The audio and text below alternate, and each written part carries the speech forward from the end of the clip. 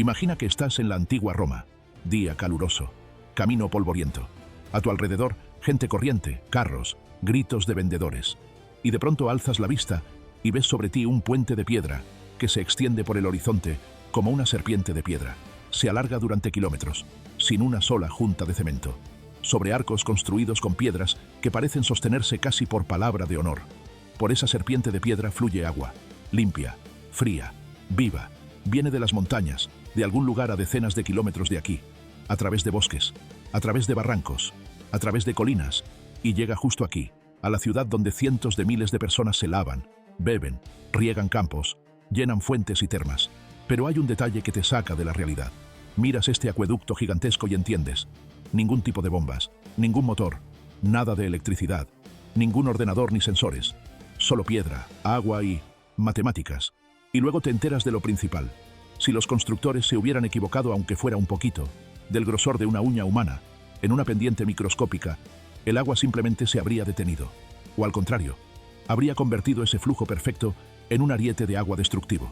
Los romanos mantenían bajo control un elemento que hoy en día sigue derribando presas modernas, inundando ciudades, destruyendo puentes.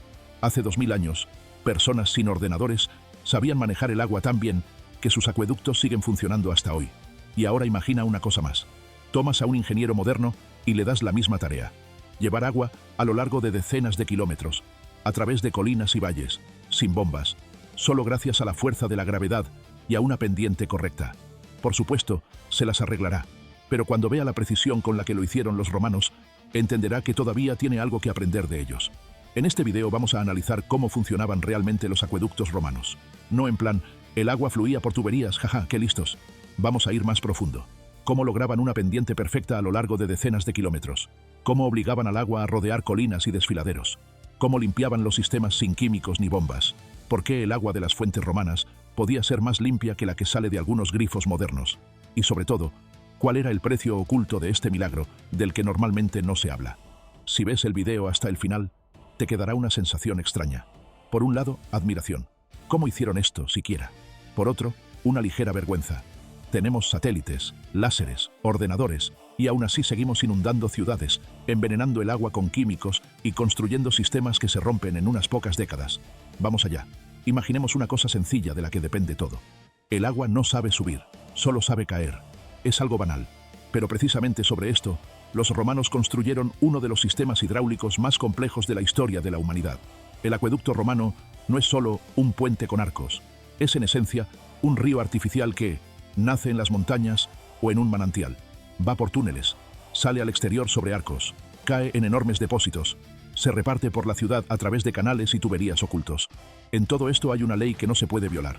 Tiene que haber pendiente, pero debe ser mínima, solo la suficiente para que el agua avance, pero no tanta como para destrozarlo todo.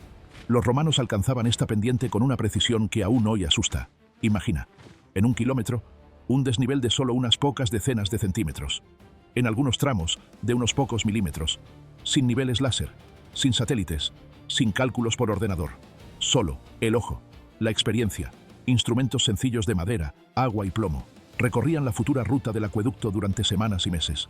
Marcaban cada colina, cada barranco, cada curva del relieve. Y todo para que el agua no se detuviera en ninguna parte, no se acelerara demasiado en ningún punto, no encontrara un camino alternativo que destruyera el sistema. Hoy es fácil decir, bueno, hicieron una pequeña inclinación. ¿Qué problema hay? Pero seamos sinceros. Intenta en casa colocar una tabla larga de forma que tenga una pendiente de un par de milímetros por metro. Sin niveles, sin regla, solo a ojo. Ahora imagina que en vez de una tabla tienes un canal de piedra de decenas de kilómetros. Cualquier error, y se acabó. El agua se para. La ciudad se queda sin agua. Tú eres la vergüenza de la ingeniería. En Roma, eso no era solo motivo de burlas en el foro. Podía también enterrarte la carrera. Los romanos no podían permitirse errores. Por eso inventaron y perfeccionaron varias técnicas fundamentales. Primero, cómo encontraban de dónde tomar el agua. No podían simplemente decir, por ahí hay un río, le enchufamos una tubería. Necesitaban agua limpia, un caudal estable durante todo el año, preferiblemente en la montaña, para que hubiera suficiente desnivel hasta la ciudad. De eso se encargaban especialistas concretos. Podríamos llamarlos hidrogeólogos antiguos. Sabían cómo buscar manantiales subterráneos, por la tierra húmeda en época de sequía, por la niebla de la mañana, por las plantas que aman el agua, por el color del suelo. por el comportamiento de los animales. Sabían dónde el agua era limpia, de dónde venía de profundidad y dónde era simple escorrentía sucia de pantanos. Cuando encontraban un lugar adecuado, construían una captación, un nido de piedra para el agua. En esencia, una caja o pozo en el que el agua se reúne, se filtra a través de grava y piedra, se limpia de impurezas gruesas, y a partir de ahí comenzaba el acueducto. Lo que vemos, esos arcos tan bonitos, no suele ser todo el acueducto. La mayor parte del tiempo el agua circula por el suelo o bajo tierra en un canal cerrado. Los arcos aparecen donde es necesario: salvar un barranco, cruzar una carretera, mantener la altura sin caer en una depresión. Segundo, cómo establecían la pendiente. Los romanos utilizaban instrumentos sorprendentemente simples pero eficaces. Por ejemplo, un marco de madera con forma de A. En el travesaño, una cuerda con un peso de plomo. En el centro, una marca de nivel. Es, en esencia, un nivel primitivo. Colocas una pata sobre la superficie, mueves un poco la otra hasta que la plomada coincide con la marca central. Tienes el horizontal. Después, variando un poco un lado, obtienes la pendiente deseada. También usaban niveles de agua, tubos largos o canaletas llenos de agua para ver dónde estaba el verdadero horizontal. El agua misma marcaba el nivel. Combinando estas herramientas, creaban un trazado en el que siempre había pendiente, pero nunca se convertía en un precipicio. Y sí, a veces tenían que evitar el camino más corto. Pasaba que en línea recta la ciudad estaba más cerca, pero el relieve molestaba. Montañas, barrancos, elevaciones. Entonces el acueducto describía un enorme arco, esquivaba los obstáculos y añadía decenas de kilómetros de recorrido solo para mantener la pendiente ideal. Tercero, los tramos más impresionantes, los que vemos hoy. Imagina un acueducto de varios niveles, como el que está en Francia, al que hoy llamamos por un nombre francés, aunque antes fue una severa construcción romana. Decenas de metros de altura, varios pisos de arcos. Arriba, un canal de piedra estrecho, a veces más bajo que la altura de una persona. Y por ahí, fluye el agua. Las piedras están encajadas de tal modo que apenas se separan por fracciones de centímetro. Desde fuera los arcos parecen frágiles, como un castillo de naipes, pero han sobrevivido. Terremotos, inundaciones, guerras, la desaparición total del imperio que los construyó. Y estas piedras siguen en pie. Algunas de ellas aún hoy sostienen agua. ¿Por qué? Porque los romanos entendían a la perfección el principio del arco. Una piedra colocada recta cae fácilmente. Una piedra sometida a compresión puede soportar cargas increíbles. En un arco, cada piedra tiende a caer hacia adentro, pero sus vecinas no se lo permiten. Al final, toda la fuerza se descarga en los pilares. Si miras un arco y piensas, ¿por qué no se ha derrumbado? La respuesta es que quiere derrumbarse todo el tiempo. Solo que ese mismo deseo de caer es lo que la mantiene entera. Suena casi filosófico, pero es pura mecánica. Los romanos la sentían de manera intuitiva. Por eso sabían construir acueductos de varios niveles, donde los pisos superiores eran los más ligeros y los inferiores, los más potentes y macizos. Pero no solo impresionan las piedras. Más importante es cómo controlaban el agua dentro de estos monstruos de piedra, porque el agua no es una esclava obediente. Ella erosiona, socava, deposita minerales, se pudre si se estanca, se llena de algas, arrastra suciedad, hojas, arena. Si la dejas correr por un canal y te olvidas de ella, al cabo de un par de años en vez de agua limpia, tendrás un pantano apestoso dentro de un tubo de piedra. Los romanos lo sabían muy bien. Por eso, un acueducto era siempre canal, pozos de servicio, decantadores, sistemas de desagüe y rebose, a veces incluso frenos para que el agua no corriera demasiado deprisa. Imaginemos una sección transversal de un acueducto romano. Arriba, una tapa de piedra para que no caiga basura, que no entren hojas, que no se metan animales, minimizar la evaporación al sol. Debajo de la tapa, el canal. El fondo recubierto de piedras encajadas con cuidado. Las paredes cubiertas con una mezcla impermeabilizante especial. Esta mezcla es otra historia. No era simplemente cemento. Los romanos utilizaban lo que hoy llamamos mortero puzolánico, una mezcla de cal con ceniza volcánica. Este material tiene propiedades casi místicas. Bajo el agua no hace más que ganar resistencia. En él se forman estructuras cristalinas que lo hacen denso y duradero. Por eso algunas obras hidráulicas romanas construidas con este mortero siguen en pie y asombran a los químicos modernos.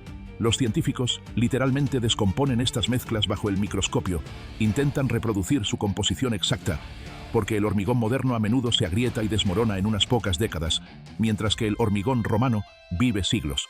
Dentro del canal fluye el agua. Pero cada varias decenas o cientos de metros, los romanos hacían pozos verticales especiales. ¿Para qué? Para poder bajar y limpiar sedimentos, comprobar si había daños, verter el exceso de agua en puntos necesarios, ventilar, a veces, el sistema. El mantenimiento era tan importante como la construcción. Un acueducto que no se limpia muere. Los romanos lo sabían. Y por eso, sus acueductos vivían. Pero hay otro detalle, sin el cual todo se habría venido abajo. El agua es terca. Si le das una pendiente grande, acelera. Empieza a romper juntas, a socavar el fondo, a golpear los giros con tal fuerza que las piedras se agrietan. Por eso, donde el relieve obligaba a un salto brusco de altura, los romanos no soltaron el agua por un despeñadero. Usaban tramos escalonados especiales y aliviaderos que disipaban la energía. Imagina que bajas de una montaña no por una pared vertical, sino por una escalera. Sigues bajando, pero el esfuerzo sobre tus piernas es menor. Aquí es igual. El agua no cae en una cascada vertical, sino que pasa por una serie de pequeños escalones, donde parte de su energía se pierde en turbulencias y fricción y al siguiente tramo llega más tranquila. A veces para lo mismo utilizaban ensanchamientos del canal, donde el caudal se extendía y se ralentizaba. Era como una piscina de frenado. La misma lógica usamos hoy en presas y estructuras hidráulicas modernas. La diferencia es que los romanos llegaron a esto hace 2000 años, sin fórmulas complejas, simplemente observando el agua.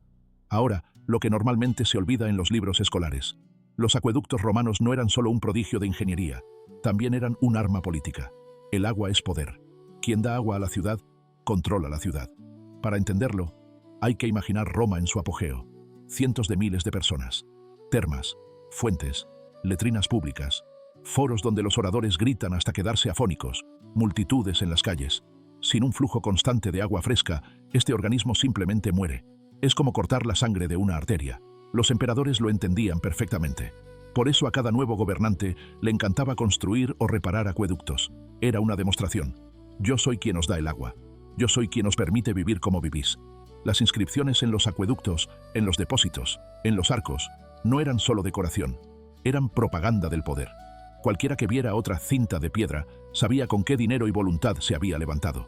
El acueducto se convertía en un monumento que recordaba a diario a los habitantes. Tu capacidad de lavarte, beber, comerciar, ir a las termas, es mi regalo. No olvides quién te lo ha dado. Otro punto clave: la distribución del agua dentro de la ciudad. Cuando decimos acueducto, solemos imaginar una única línea que lleva agua a la ciudad, y luego fluye por ahí. En la realidad, era mucho más complicado. El agua del acueducto llegaba primero a un gran depósito de distribución, algo así como el corazón de piedra del sistema. De ahí iba en 3 direcciones principales: a fuentes públicas y depósitos, a termas, a usuarios privados, casas ricas, talleres, a veces barrios enteros. Pero nada era casual. No todos eran iguales ante el agua. Las fuentes públicas tenían prioridad. Aunque un particular pudiera pagar, no podía cortar la llave que daba de beber a todo un barrio. Era, en esencia, una forma antigua de contrato social. Los ricos podían tener agua en casa, pero la ciudad debía beber primero. Aún así, los ricos hacían todo lo posible por obtener el máximo de privilegios. Había casos de enganches ilegales a las tuberías, cuando los vecinos se conectaban a escondidas a las conducciones y desviaban parte del caudal. La administración imperial luchaba contra eso, casi como si fuera un delito contra el Estado, porque robar agua significaba robar fuerza a la ciudad. Ahora veamos cómo llegaba el agua directamente a las casas. Dentro de la ciudad empezaron a usar tuberías de plomo. En latín la palabra para plomo luego se asoció con envenenamiento, pero entonces parecía un material ideal: blando, maleable, fácil de soldar. Se podía doblar en cualquier ángulo. Tenía un aspecto sólido. Con él se hacían redes enteras. Tuberías de acometida a las viviendas, líneas interiores, conexiones a fuentes. En algunas tuberías todavía se pueden leer los nombres de los propietarios a los que pertenecía tal o cual tramo de la red. Eran como firmas en facturas. Esta agua va hacia fulano. Y aquí llegamos a la ironía oscura. Hoy sabemos que el plomo es tóxico. Se acumula en el organismo. Envenena poco a poco el sistema nervioso. Afecta al cerebro y a los huesos. Hay hipótesis de que la presencia constante de plomo en el agua, sobre todo entre las capas altas, pudo afectar a la salud de los romanos. Algunos historiadores llegan a lanzar una idea bonita pero discutible. El plomo de las tuberías mató al imperio. Suena impactante, pero la realidad es más compleja. Sí, había plomo en el sistema. Sí, su uso en todas partes, desde la vajilla hasta el agua corriente, no ayudaba precisamente a la salud. Pero afirmar que esa es la causa principal de la caída del imperio es una simplificación enorme. Aún así, el hecho queda. Quienes usaban las maravillas de ingeniería más avanzadas de su tiempo al mismo tiempo, se iban envenenando lentamente con sus materiales. Igual que nosotros hoy, respirando gases de escape, viviendo en casas con pinturas tóxicas, bebiendo agua con químicos de tuberías modernas. El progreso tecnológico casi siempre trae un precio oculto. Para los romanos, ese precio incluía el plomo. Pero volvamos a por qué los acueductos siguen asombrando no solo a turistas, sino también a ingenieros. No se trata solo de la escala. Se trata de la combinación de varias cosas a la vez. Precisión de la pendiente, fiabilidad estructural, durabilidad de los materiales, comprensión de la hidrodinámica, sistema de mantenimiento, integración en la vida urbana. Tomemos la precisión. Estudios modernos muestran que el desnivel en algunos acueductos, a lo largo de decenas de kilómetros, es tan preciso que la diferencia entre la pendiente calculada y la real es de fracciones de porcentaje. Para alguien que trabajaba sin ordenadores, eso no es solo bien hecho. Es casi una bofetada a nuestra imagen de la antigüedad primitiva.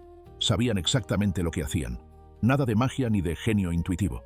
Trabajo duro y minucioso en el que cada metro se revisaba una y otra vez. Luego está la organización de las obras. Para construir un acueducto había que encontrar la fuente, trazar la ruta, comprar o arrebatar la tierra a lo largo de ella, organizar a miles de trabajadores, transportar piedra, cal, arena, excavar túneles, levantar arcos, colocar el canal, probar todo con agua. Son años y años de esfuerzo. A veces un acueducto consumía la vida de varias generaciones. Algunos los empezaba un emperador y los terminaba otro. Y aún así, mínimo, derecho de autor. No conocemos muchos nombres de ingenieros geniales como estrellas independientes. Había un ejército de especialistas anónimos que simplemente hacían su trabajo. Tal vez por eso su obra los sobrevivió durante siglos. Un momento importante: los túneles. A menudo el agua se conducía no por la superficie, sino a través de las colinas. Podría parecer simple. Cavas con la pala desde un lado hasta el otro. Pero si te equivocas de dirección, puedes desviarte, salir demasiado alto o demasiado bajo, o no llegar nunca a cruzarte con la cuadrilla que cava desde el otro lado. Los romanos usaban una técnica especial. Abrían pozos verticales desde arriba, y desde ellos excavaban galerías horizontales hacia uno y otro lado. Eso facilitaba sacar el material, garantizaba la ventilación, y lo más importante, permitía comprobar constantemente el trazado y la pendiente. Cuando dos brigadas que cavaban una hacia la otra se encontraban exactamente en un punto, sin instrumentos modernos, era casi una fiesta. A veces, claro, fallaban, pero sus errores, unos metros o decenas de metros, parecen insignificantes comparados con la longitud total de los túneles. Ahora, ¿por qué el agua de los acueductos romanos a veces era incluso mejor que la que bebemos hoy? En primer lugar, los romanos escogían manantiales en la montaña, donde el agua pasaba por filtros naturales: grava, arena, piedra. En segundo lugar, sus captaciones y decantadores separaban impurezas mecánicas: arena, limo, basura. En tercer lugar, el largo recorrido por canales subterráneos y cubiertos protegía el agua del sol directo, de modo que se calentaba menos y proliferaban menos algas. Sí, no sabían de bacterias como las entendemos hoy, pero tenían experiencia. Veían qué agua enfermaba a la gente y cuál no. Por eso, la elección de las fuentes era casi sagrada. El agua no era solo algo utilitario, formaba parte del culto. Las fuentes de las ciudades no eran solo grifos. Con frecuencia eran lugares sagrados, relacionados con dioses y espíritus. Dar agua sucia a la población no solo era peligro de epidemias, sino también un golpe a la reputación de las autoridades ante los ojos de los dioses. La religión y el pragmatismo se entrelazaban, y de ahí salían decisiones bastante sensatas. Pero debemos decirlo con claridad: los acueductos no servían a todos por igual. Los ricos podían llevar el agua hasta sus casas. Las capas medias acudían a fuentes y pozos. Los pobres a menudo vivían en la periferia, donde no siempre había buenos puntos de acceso. Sí, en Roma había muchos puntos públicos de distribución de agua, pero la desigualdad social no desaparecía.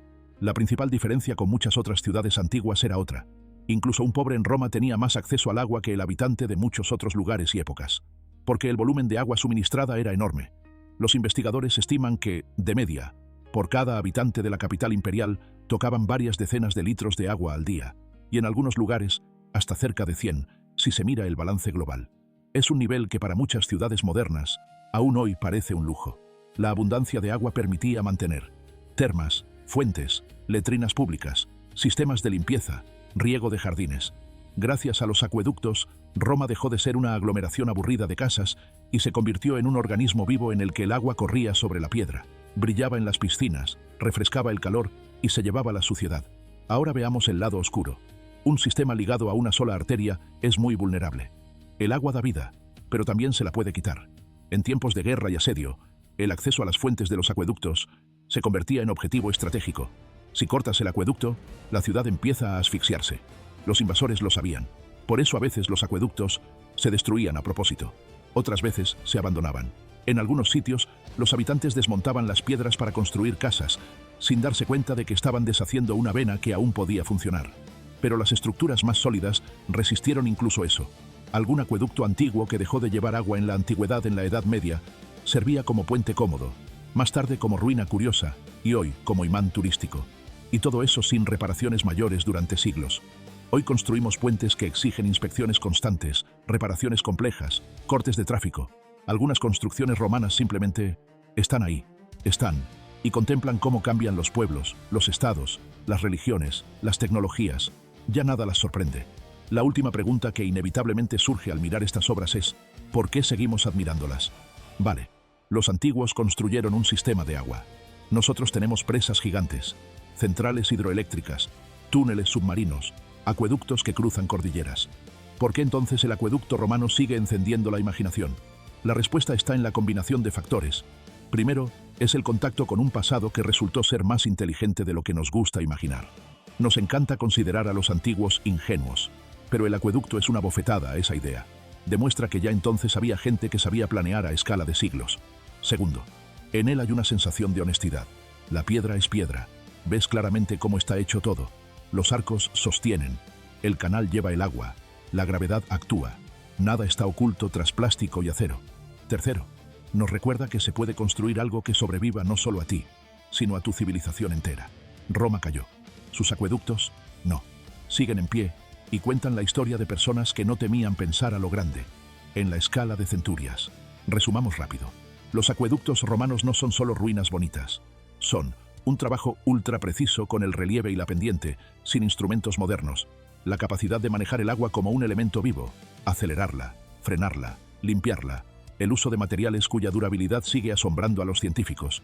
Un sistema urbano complejo de distribución del agua, donde ésta era a la vez un bien y una herramienta de poder. Un símbolo de la fuerza política del imperio.